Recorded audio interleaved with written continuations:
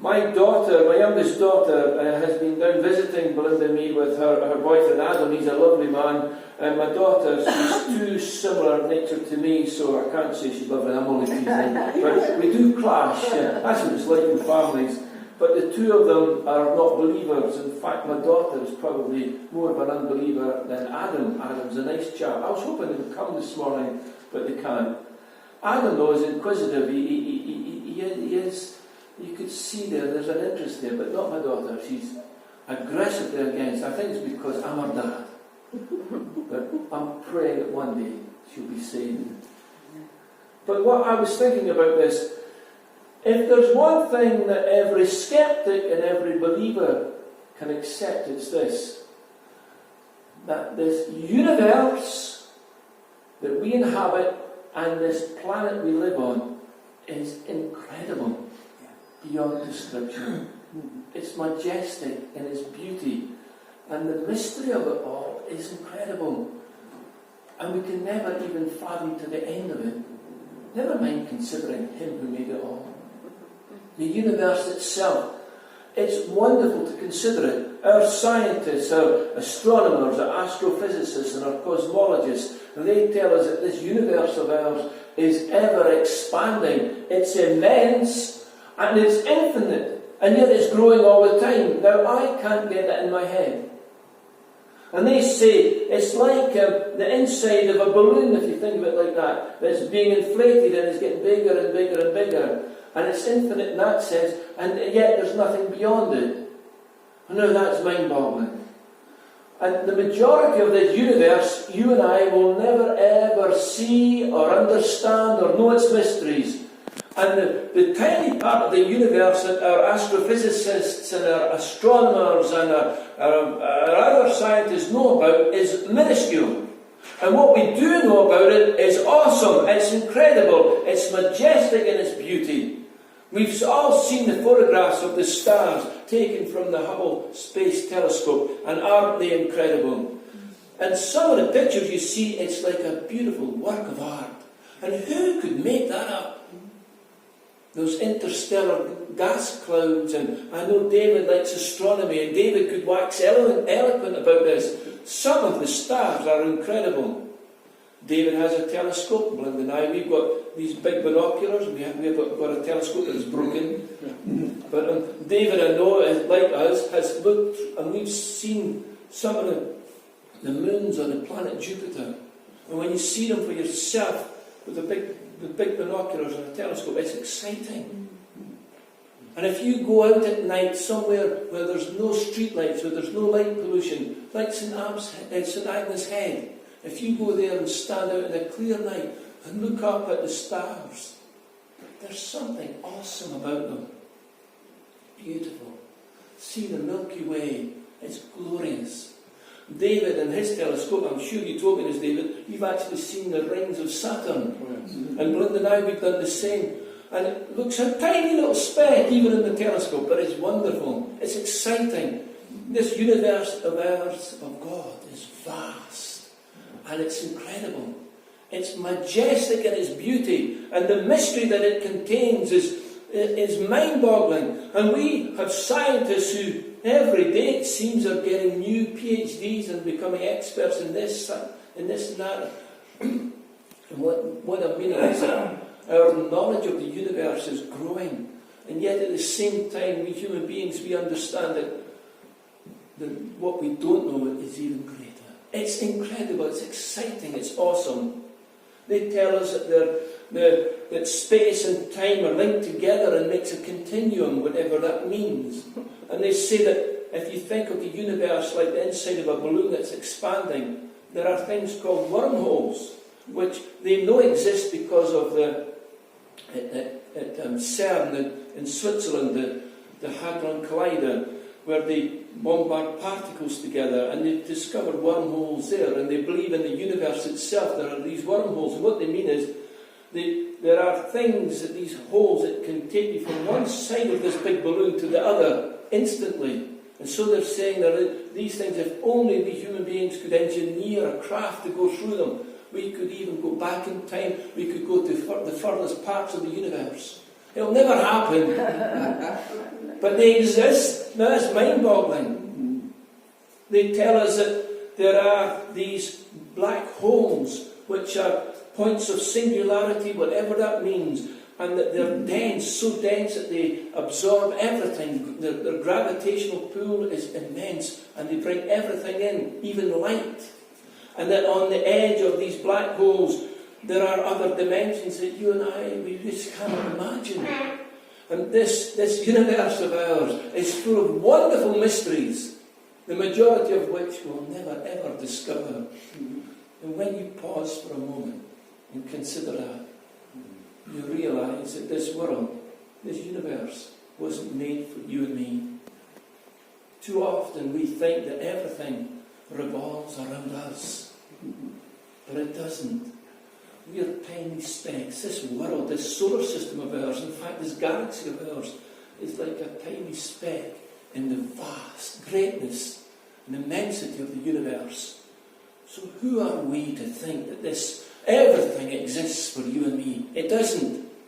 The scriptures tell us, and this is where the skeptics may differ with us, the scriptures tell us that it's all made for the Lord.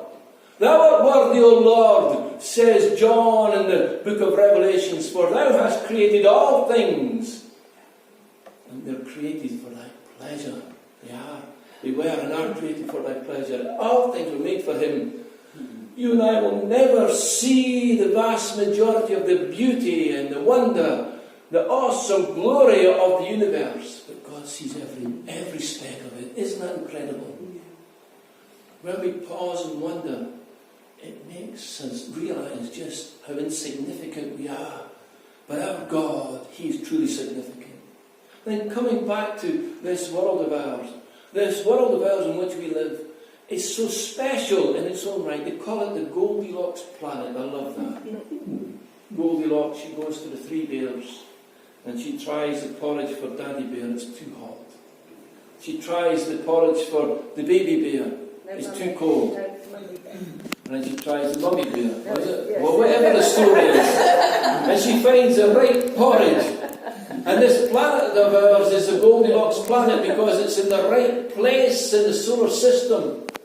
No other planet in the solar system has what we have. An atmosphere and living water that is the source of life, isn't it? What a planet we live on.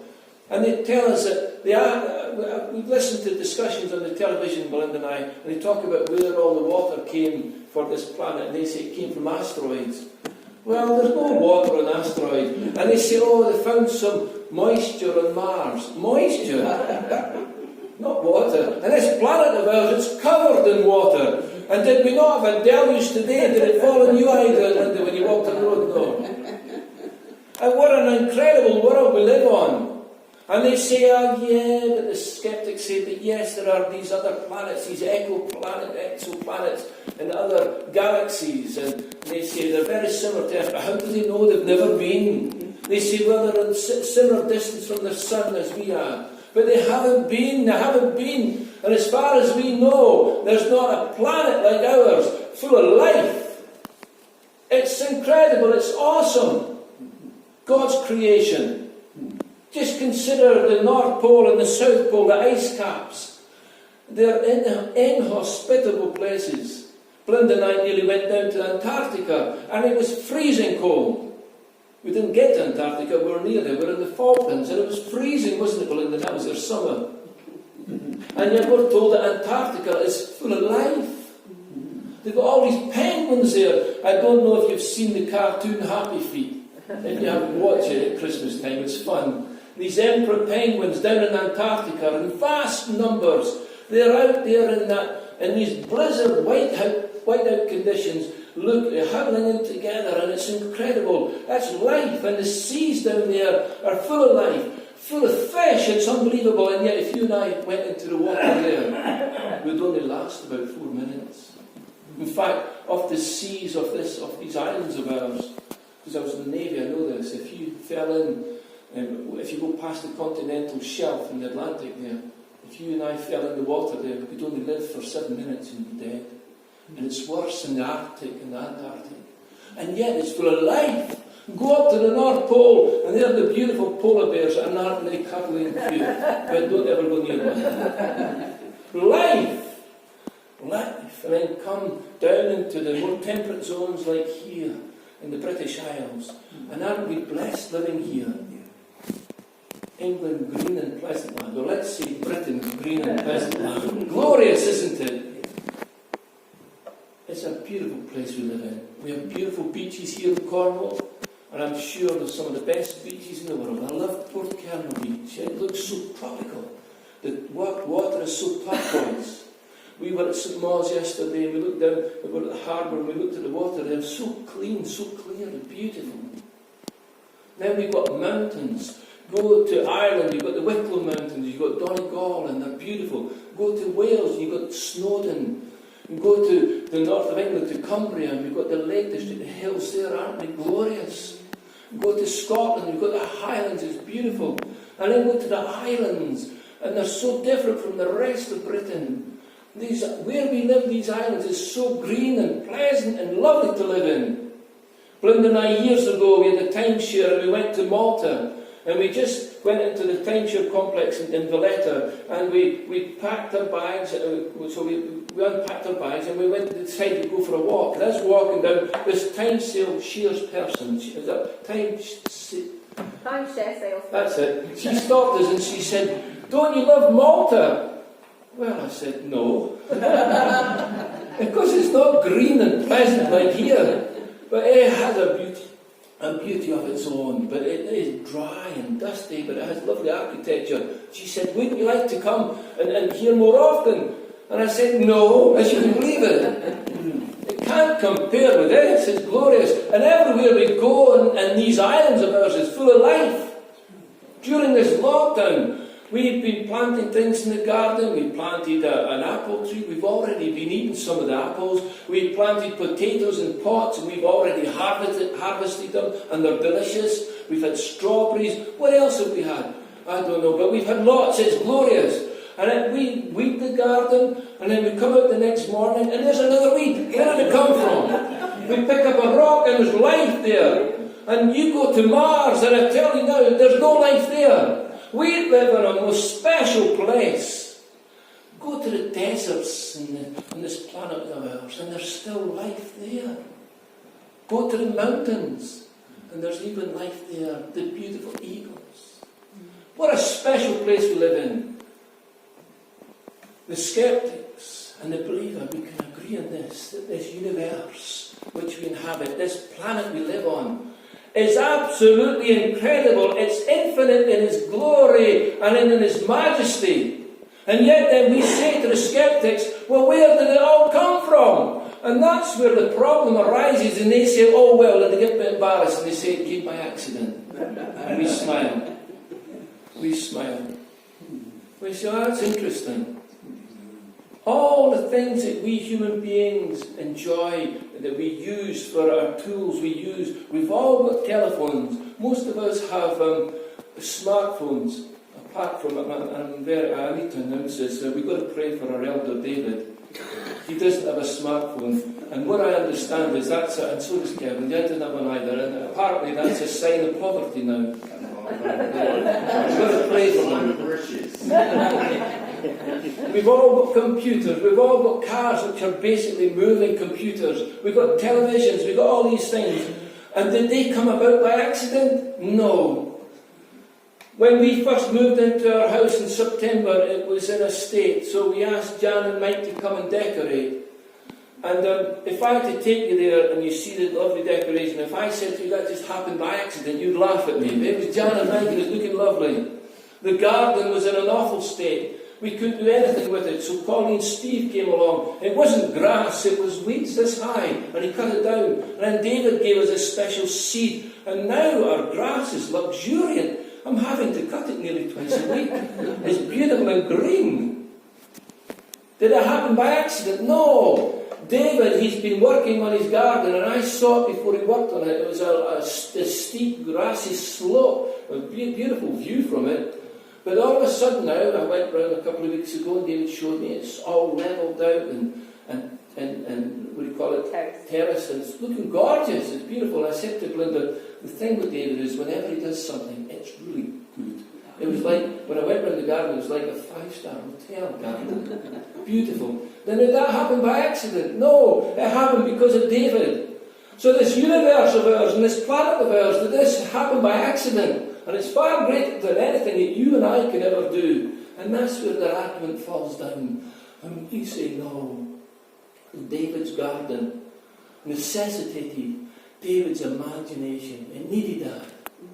All the things that we work and use, the smartphones that we use, maybe not Kevin and David, but they need engineers to make them. And this universe, this world, life itself, needed a creator God.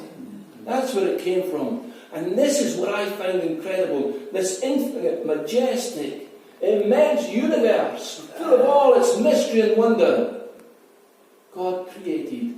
And he stands outside of it, and he holds it as a bauble in his hand.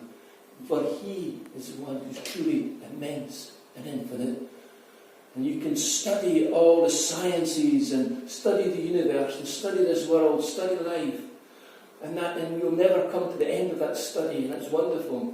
But to study him who made it all is the greatest study of them all. And that's why they say that theology, the study of God, is the queen of the sciences, and so it is. Because we will never ever, even throughout all eternity, get to the end of God. We'll never fully understand him and know him. Every moment there'll be a new discovery when we're up there in glory. And it'll be exciting and thrilling. It's exciting and thrilling watching all these nature programs and these science programs. But it's going to be even more thrilling and exciting when we're up there in glory. And he's going to make a new heaven and a new earth. And Belinda and I spoke about this. And we're praying that God's going to give us angel wings, because I want to soar through the stars and enjoy it. And it's going to be exciting. This is our God. Oh, the depth of the riches, both of the knowledge and of the wisdom of God. This is where the skeptic differs from us. They cannot see it, and I pity them. But isn't our God glorious? Now there's a difference between knowledge and wisdom. Knowledge is wonderful. We study and we gain knowledge. God knows everything, and that's what's incredible. He doesn't have to learn. He knows everything, every single thing. And he knows everything that will ever be. In fact, time he created, so he is beyond the present and the past and the future. It is all contained in him. And nothing surprises him because he knows everything. So on Friday, when Belinda and I were actually down at the beach, and Belinda gets a message from Louise telling us that the government's brought in this new law that wearing masks is compulsory in churches. It didn't surprise God. He knew all about it. But it surprised me, and I was indignant. I said to Belinda, I'm not going to do it. And she just chided me. She says, Ian, you're a Christian. You've got to obey the law. Oh, I wasn't happy. But it didn't surprise God. Because he knows everything. And not only that, he knows every possibility that will ever be. I like watching these programs. It's called the What Ifs of History. God knows all about it. I've been reading about, because of the lockdown, I've been reading a lot of history, and I was reading about the Second World War. And I read a little bit about the July plot in 1944, 20th of July 1944, in East Prussia, modern-day Poland. Hitler was in his bunker, and Colonel Klaus von Stauffenberg, he brought this case down. It was a conference meeting, and Hitler was there, and he tried to assassinate Hitler. And one of the questions of history is this: what if it had been successful? The war would have come to an end early. A lot of deaths would have been saved. A lot of deaths. There wouldn't have been the disaster that happened in Poland when the Russians came into Poland after that, just a couple of months after that. We got to Warsaw, and Stalin decided not to invade, not to take the city, but he left it, and the Polish resistance rose up and fought against the Germans, and because the Russians were just over the river. Belinda and I have been here, we've seen the river, the Vistula. They were on the other side. They didn't do anything to help the Polish resistance army, and the Germans massacred them. But what if that assassination attempt had happened? They would have been saved. We wouldn't have had that disaster where the British Army under Field Marshal Montgomery went into Arnhem. You know the famous movie, A Bridge Too Far? That wouldn't have happened. The Battle of the Bulge, where the Americans screaming eagles, the 1st Division, 101st Division, it wouldn't have happened. We would have had peace, and the terrible bombing, the firestorm of Dresden wouldn't have happened. The what-ifs of history. What if Adam hadn't listened to his wife? Here's a lesson for us men. What if he didn't take that fruit? What if Cain didn't kill Abel? What if Jacob didn't deceive his brother? What if David never sinned with Bathsheba? Solomon wouldn't have been born and he was an ancestor of Jesus. What about when Joshua went to Jericho and it was Rahab the harlot he saved? And why save the harlot? Another great mystery in the scriptures. But what if it never happened? Jesus might not have been born. The what ifs of history. God knows it all. There's all the difference between knowledge and wisdom. You can have all the knowledge in the world but not be wise. Wisdom is a separate thing, and our God is the wisest of them all. In the Navy, we were taught, of course, the captain of a ship, he makes the decisions. It's his role. Now, he doesn't have all the knowledge. He has these engineering officers, these weapons officers, he has the helicopter pilot who controls the weapon systems there. They know all the knowledge. They come and inform the captain. The captain has to be the wisest of them all. In politics, we have our political leaders, and they bring in their experts to bring their knowledge. Maybe we've not got the wisest leader, maybe we have. Maybe we have. During the Second World War, when Germany invaded Poland, who was it? Chamberlain was the Prime Minister. Who was it him? With the peace. And he wasn't that wise. It wasn't until a year later, when the Germans invaded Belgium and France and the British Expeditionary Force got chased out, then Britain decided to get a better Prime Minister, Winston Churchill. And wasn't he wonderful? There's all the difference in the world between knowledge and wisdom. And our God, he has all the knowledge and he has all the wisdom. Oh, the depths of the riches, both of the knowledge and the wisdom of God. And how unsurpassable are his judgments. What a God we have. What a God we have. We don't understand his judgments all the time. We just don't understand them. They're beyond us, the things he decides to do. Why did he choose Jacob instead of Esau? Why, when Jacob was a deceiver?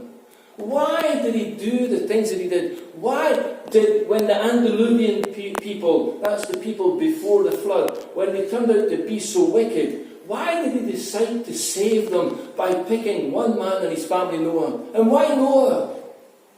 Why is it that he, Abraham, the father of God's people, and why choose an insignificant group of people, the Jews, the Israelites, a small nation? Why didn't he choose somewhere like China or India? We don't understand his judgments. And why did he choose you and me to be his? We'll never know the answer. I know I don't deserve it, but I give him all the glory. His judgments are beyond our understanding, and his ways we'll never understand. God does move in a mysterious way, his wonders to perform. We don't understand what he's doing.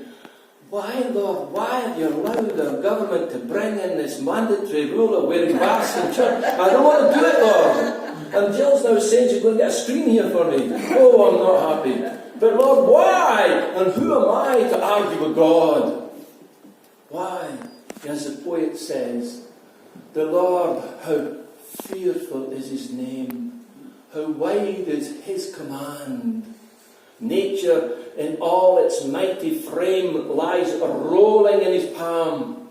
Immortal glory forms his throne, and light his awful robe, whilst with a smile or with a frown he manages the globe. And a word from his almighty breath can swell or sink the seas, build the vast empires of the earth, or break them as he please. This is our God, and who are we to argue with him and tell him, Lord, that was a terrible rule that Boris Johnson's brought in, and I'm not happy with it. I've got to give in now, so I've got my mask here. So I'll be wearing it next week.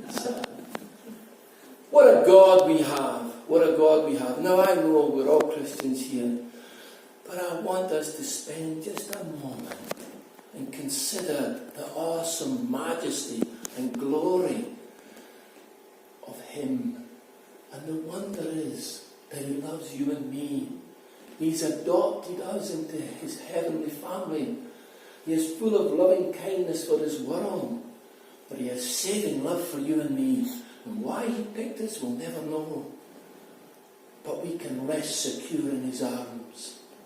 We are his, and he's promised never to let us go. He's promised to make all things work together for our good. Wonderful.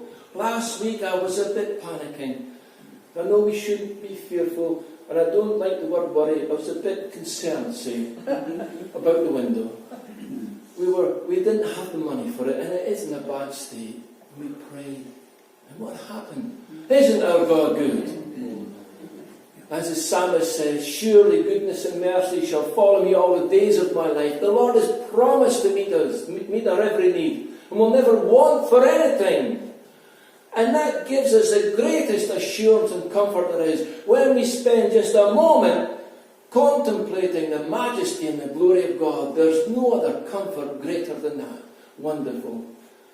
So may you and I today, and maybe in this coming week, just spend a moment considering this verse, reading this chapter, reading this book. Give him all the glory, knowing that we are secure in his hand.